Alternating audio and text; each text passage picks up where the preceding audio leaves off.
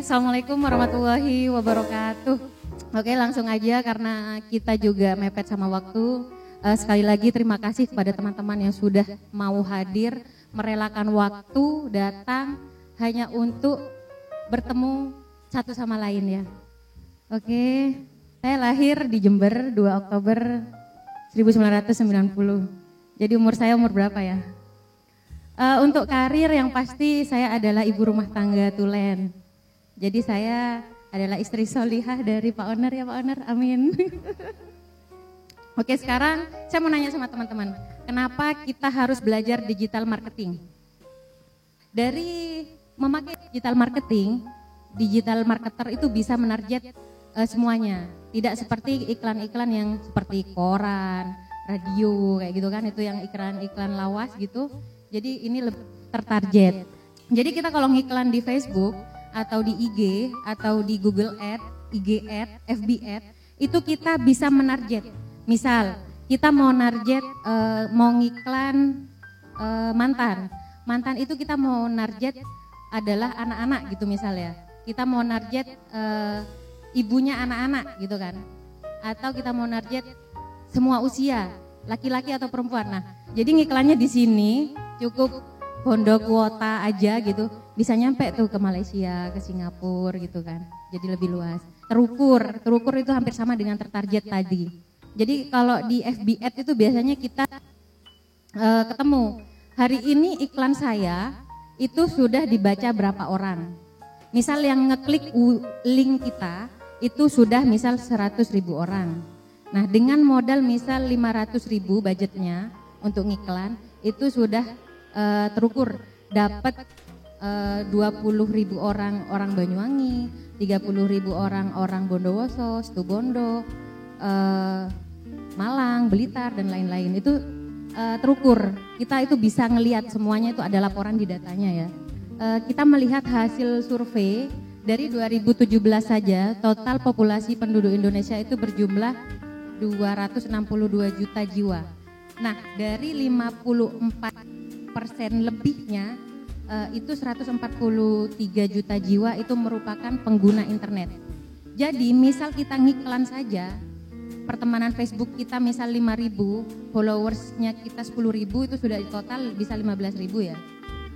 Nah hampir 10%-nya saja yang kena iklan kita, itu sudah berapa? 150 orang. Dari 150 orang yang ditakdirkan membeli produk kita, anggap 10%-nya lagi, 15 orang. Itu sudah luar biasa kan? Karena memang hasil survei ini dari tahun 2017. Belum lagi tahun sekarang ya. 2019 pasti lebih melonjak lagi. Oke, bisa diraba ya. Ada pandangan? Jadi kesimpulannya di sini sudah saatnya terjun dan serius jalanin digital marketing. Nah, salah satunya di Adeva Group Indonesia ini kita lebih kepada model jualannya itu, ini namanya bisnis model. Nah model jualan kita itu adalah model online. Jadi teman-teman yang memakai bisnis online itu insya Allah lebih efektif daripada bisnis offline-nya. Nah apalagi dipadukan antara online dan offline. Jangan sampai hanya bisnis offline saja. Misal daftar agen hanya karena punya toko di rumahnya lalu ngisi. Nah kalau punya toko di rumahnya itu harus nunggu orang untuk datang, baru bisa ngelihat iklannya. Oh ini ada mantan, berapa ini Bu? 12.000. Oh mahal banget ya gitu kan. Nah diedukasi bla bla bla bla gitu kan ya, sampai moncrot gitu kan. Nah tapi kalau di Facebook, IG, Google, web, nah itu kita bisa ngiklan dengan sesuka hati kita. Bisa mau pakai cover selling, mau pakai soft selling, mau pakai hard selling, apalagi di marketplace. Hard selling semuanya sudah. Mantan 12.000, beli 5, 10.000, beli 7 ya kayak gitu kan. Nah itu karena memang sudah marketplace. Tempatnya orang jualan, pasar di sana. Jadi kalau kita pakai Facebook itu lebih kepada kita memakai cover selling atau soft selling ya. Karena memang sejatinya orang itu tidak mau dijualin. Coba teman-teman dilihat, ketika teman-teman nonton apa tuh, film apa sekarang yang lagi ngetren? Apa? Nah misal dulu ya, dulu ketika misal ngelihat Mahabharata ya. Nah, misal ngelihat Mahabharata atau Esmeralda mungkin ya, atau Amigos Exemple gitu kan, yang nutut tua. Nah, itu ketika ada iklan, teman-teman ngikutin iklan apa nyari channel lain? Nah, itu sudah teman-teman, mindsetnya manusia itu tidak mau diiklanin. Sama juga di Facebook. Jangan pernah di Facebook itu mengatakan mantan dari Adeva 12.000. Saya nggak mau beli ini iklan udah. Karena mindsetnya orang itu nggak mau diiklanin. Tapi kalau gini, alhamdulillah saya baru datang duduk habis nganter anak sekolah, tiba-tiba ada SMS masuk. Bu Manda, terima kasih ya. Tadi saya jadi dibacain tuh. Ternyata alhamdulillah dari salah satu wali murid bisa membeli mantan dengan harga 10.000 karena membeli 5. Ternyata dia bilang, alhamdulillah Bu Manda enak banget ya, besok saya mau beli lagi. Nah, secara otomatis ketika orang membaca curhatan itu, anggap kita curhat di Facebook, curhat jualan ya, itu namanya covert selling, kita jualan terselubung. Nah, di sana orang akan berpikir, di otaknya itu akan terangsang, oh berarti mantannya enak ya, oh kalau beli 5 jadi 10.000 ya, oh kayak gimana ya rasanya ya, oh Bu Manda nih japri kayak gitu kan. Nah, jadi itu lebih kepada ngena gitu, ketimbang mantan 12.000, ipar 13.000, apaan nih gitu kan, next gitu kita. Karena sejatinya kita bersosial media itu bukan untuk berjualan. Bersosial media itu untuk apa? Bersosial. Nggak apa-apa curhat di sosial media. Tapi ya jangan curhat yang aneh-aneh gitu ya, yang positif nggak apa-apa gitu.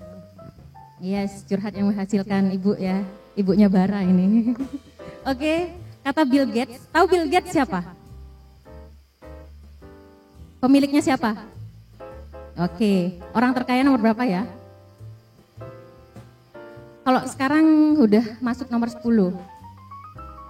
Oke, nggak tahu kalau per detik ini ya. Kemarin waktu saya baca di sini, if your business isn't on the internet, then your business will be out of business gitu. Jadi kalau bisnismu itu nggak di internet atau nggak pakai online atau nggak pakai digital marketing, ya udah bisnismu akan binasa gitu.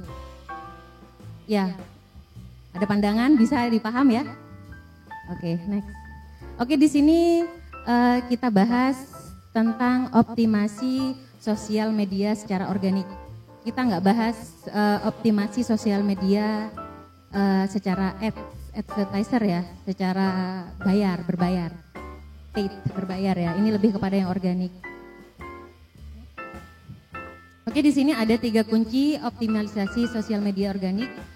Sering saya katakan di grup MBO, Muhadharah Bisnis Online ya, itu saya katakan bahwa kunci optimalisasi entah itu Facebook Anda, entah itu IG Anda, atau apa biasanya?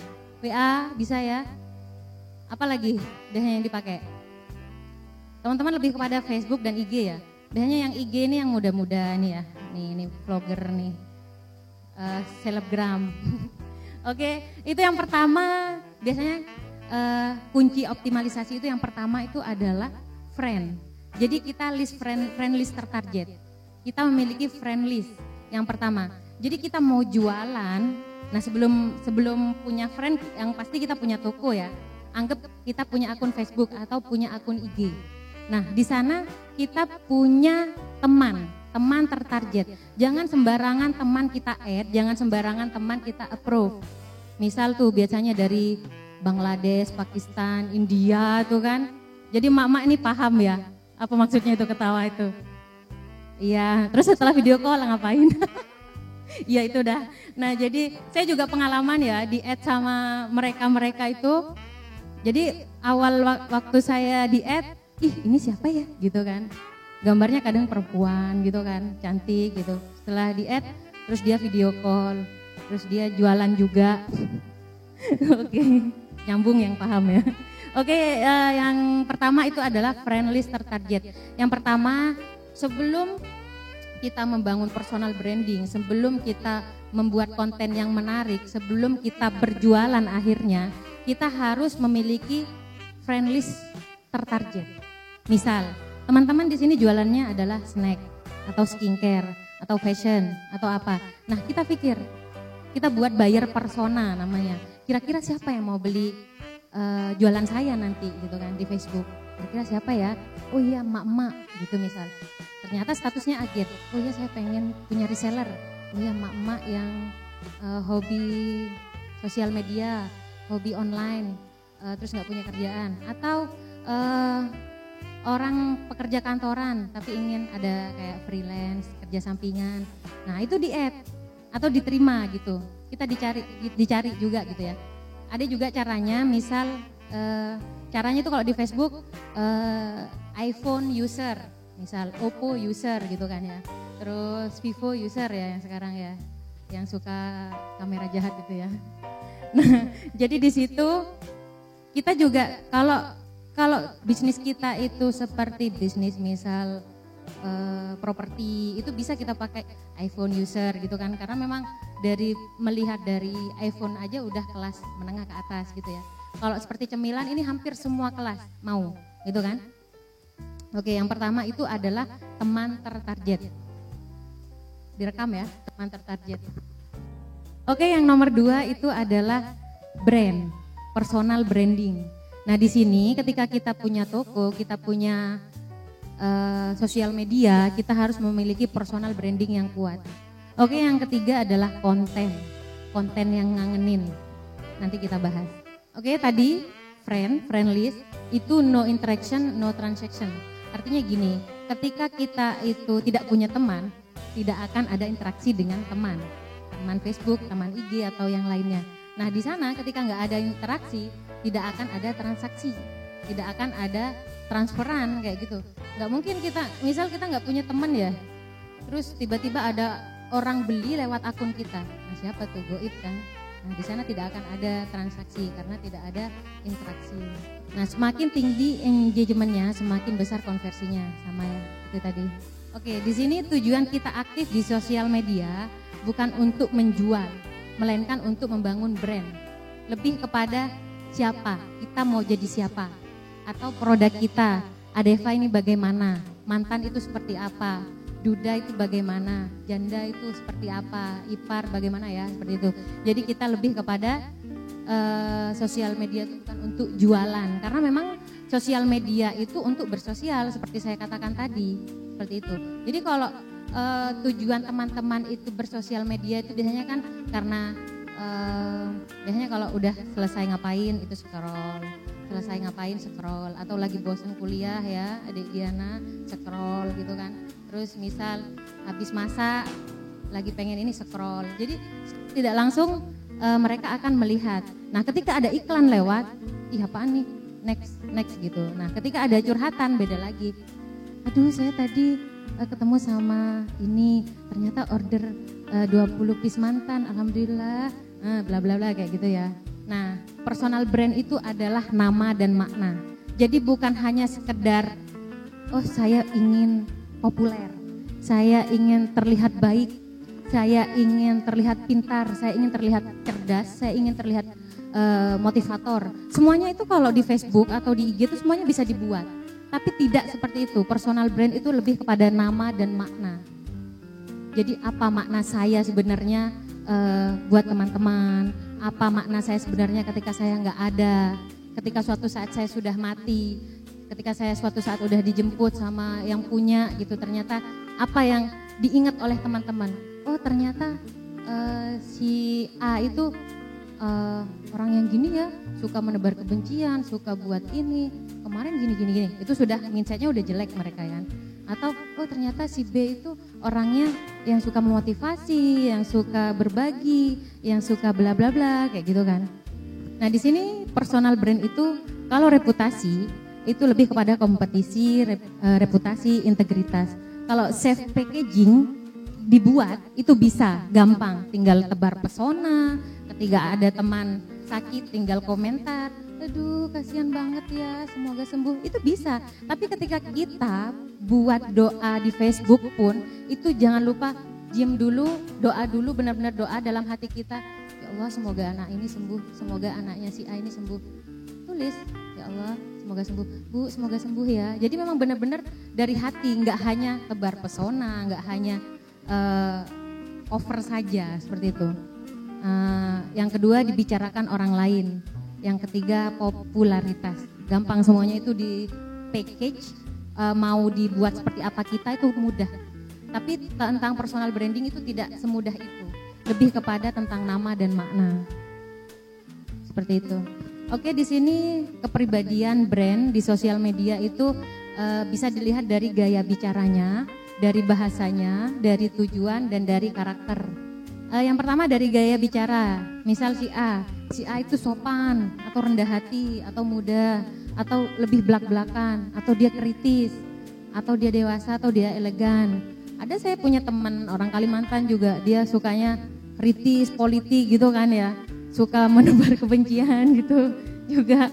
Jadi tapi saya nggak unfriend karena dia sering ini kok sama saya, masih keluarga juga gitu kan. Saya telepon, Bu berhenti dong kayak gitu. Ya enggak, saya hobi, katanya. Ya sudah, itu kamu, itu saya. Jadi unfollow saja, nggak unfriend tapi unfollow saja. Setidaknya saya tidak mengikuti postingannya, seperti itu kan ya. Itu bisa dilihat dari gaya bicara atau dilihat dari tujuan si punya akun. Misal dia ingin menghibur, dia ingin menginspirasi, dia ingin menginformasi, dia ingin mengedukasi, atau dia ingin hanya berinteraksi, atau dia ingin mengajak dalam kebaikan atau dalam apapun gitu ya. Itu bisa dilihat dari caranya dia membuat status, ngepost sesuatu seperti itu. Selanjutnya dari gaya bahasa. Gaya bahasanya itu sederhana atau jelimet gitu ya. Santai, suka bercanda, atau baku, atau formal, atau kompleks. Itu kita bisa melihat dari si A itu membuat status atau postingan atau juga live bisa ya. Yang selanjutnya adalah dari karakter. Nah dari ketiga tadi itu kita bisa melihat karakter dari si A itu. Misal dia itu suka menginspirasi, berarti dia inspiratif seperti itu ya. Misal dia itu suka menghibur, berarti dia itu lucu, menyenangkan, atau supel, atau ramah, atau cerdas, atau profesional, atau lebih pada berwibawa. Itu kita bisa ngelihat. Nah, dari semuanya tadi itu, sebelum kita jualan, kita harus sharing-sharing dahulu, baru selling-selling kemudian. Nggak bisa, kita itu setelah list pertemanan tertarget, habis itu kita bangun branding, habis itu kita siapkan konten yang bagus, yang ngangenin kayak gitu ya. Apa saja nanti dibahas ya. Nah baru setelah itu, setelah pertemanan kita itu sudah rapi, juga konten-konten kita itu sudah siap, sudah diluncurkan seperti itu ya. Nah setelah sharing-sharing, baru kita selling-selling. Nah di sini kita sebelum ke belakang itu kita harus menyiapkan konten yang kreatif. Nah di sini kreatif konten itu banyak banget ya. Konten itu adalah isi yang mau diposting atau yang mau dimunculkan di Facebook kita. Sebelum kita jualan, jauh-jauh hari sebelum jualan, kita harus selalu membuat konten yang kreatif. Nah apa saja tuh konten yang kreatif? Nah dari analisa saya, karena banyak sekali dari story ya, curhat, kisah nyata, cerita fiktif, ulasan, perumpamaan, quote. Nah itu dari story itu biasanya lebih ngena nanti, lebih banyak engage-nya, lebih banyak interaksinya nantinya, lebih gampang dan lebih diingat ketika modelnya adalah story. Biasanya kreatif konten itu quote. Teman-teman di sini harus sering buat quote. Entah itu quote dari mantan, quote dari Adeva Group, bawahnya tuh. Ini seperti ini. Jangan sibuk menilai bisnis orang lain hingga tak sempat berbisnis sendiri gitu kan. Itu quote. Saya tampilkan nama saya karena memang lagi membangun brand seperti itu ya, branding diri gitu kan. Kita buat konten, kita buat status, konten itu sekreatif mungkin yang sekiranya salah satunya itu adalah gue banget gitu. Artinya yang baca itu merasa ini aku banget gitu loh. Cerita tentang ini. Wih, ini aku banget, share ada kebanggaan diri di sana kan. Ih, ini dia banget. Kemarin aku dinyinyirin gitu kan. Share biar dia ngelihat. Atau kadang ditambahin share, tulis komentar. Nah, di sana nih baca. Bla bla bla gitu kan ya. Akhirnya yang nyinyir kemarin sempat baca. mungkin insyaf dengan itu atau mungkin tambah nyinyir lagi gitu kan ya. Namanya juga ini netizen gitu ya, maha benar dengan segala komentarnya gitu. Oke, yang kedua adalah praying for others. Saya sangat sering sekali buat status doa, biasanya di pagi hari atau sebelum tidur. Nah, di sana doa-doa itu sebelum saya nulis, itu saya doa dulu, bukan hanya sekedar saya mendoakan untukmu yang sedang membaca status ini, semoga lapangkan rezekinya, lunaskan seluruh hutangnya dan diberi keturunan yang solih-solihah. Hanya nulis doang, enggak. Saya itu doa dalam hati saya, ya Allah benar-benar semoga yang baca status ini benar-benar ini sesuai gitu. Jadi memang benar-benar apa yang kita lakukan itu memang benar-benar dari hati. Jadi ketika kita sesuatu hal yang kita lakukan memang benar-benar dari hati, itu pasti akan sampai kepada orang yang baca status itu. Apa maksudnya? Di sini ini adalah semakin konten kita itu semakin dibaca orang, konten kita semakin dikomentarin orang, otomatis status kita itu semakin up, semakin naik di beranda teman-teman kita gitu. Misal ini sudah lama ya, saya kadang gitu, ini status sudah lama, tiba-tiba saya pengen naikin ini gitu biar muncul, nggak usah buat lagi. Saya cari, oh ini, saya balas, amin, doa terbaik juga untuk ibu yang mendoakan gitu kan ya. Akhirnya muncul lagi dari 856 orang yang sempat nge-like, itu akan muncul lagi status kita. Jadi artinya kita semakin kita interaksinya banyak, semakin status kita dilihat orang lain, apalagi volume share-nya itu semakin tinggi. Jadi orang yang tidak berteman dengan kita, berteman dengan temannya kita berteman dengan dia. Nah dia melihat, ini kenapa ya? Ini kok nge-share ini terus gitu. Coba saya lihat postingannya, oh jualan gitu kan. Terus diklik, oh follow gitu. Setidaknya menambah kan gitu, menambah followers gitu kan.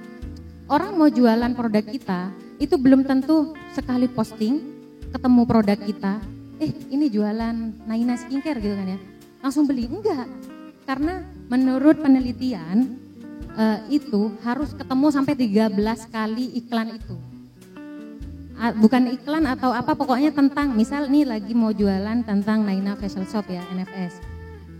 Untuk ngiklan mau dapat pembeli, itu butuh penelitian nih, butuh 13 kali otak orang itu akan mau. Ya syukur-syukur kalau kontennya bagus atau personal brandingnya itu bagus, dia cepat dibeli sama orang yang ngeliat iklan itu. Bisa 2 atau 3 kali itu sudah dibeli. Apaan tuh gitu, apa itu gitu kan. Oh ini jelasin saja di komentar itu, jangan inbox gitu kan. Ketika ngejelasin di komentar, setidaknya tuh ada interaksi di sana, menaikkan lagi. Artinya kalau kita buat iklan jam 7, misal kita buat status jam 7 tentang manfaat Naina Facial Shop bla bla bla bla, atau mantan bla bla bla, atau hijab ini bla bla bla gitu. Nah ketika nggak ada interaksi, yang nge-like hanya 5 atau yang komentar hanya 2 gitu kan. Nah 1 jam saja itu sudah hilang dari wall orang-orang itu sudah hilang. Tapi kalau like-nya sampai banyak, sampai ratusan, bahkan hampir ribuan gitu, nah itu akan muncul terus di berandanya mereka. Jadi kita nggak usah capek-capek buat status banyak-banyak, cukup buat status yang memang benar-benar berbobot gitu istilahnya, yang sekiranya daya share-nya tinggi, komentarnya banyak. Karena kita yakin ya, setiap produk kita itu ada jodohnya masing-masing. Ya, oke. Yang ketiga adalah ask something. Bertanya, biasanya itu bertanya atau pilihan ganda atau tebak-tebakan atau pengandaian atau interaksi. Mau gitu kan, bertanya kan, mau, jawab orang-orang di sana, mau gitu kan. Terserah sudah, kita nggak ngelihat mau enggak, mau gimana, yang penting kita buat yang sekiranya orang itu mau komentar, mau. Terserah sudah. Mau kita balas ya, kalau kita ada waktu silahkan balas, tidaknya tidak mengecewakan gitu kan, yang sudah komentar mau. Nah dari sana kita sisipkan hal-hal yang positif di sana ya.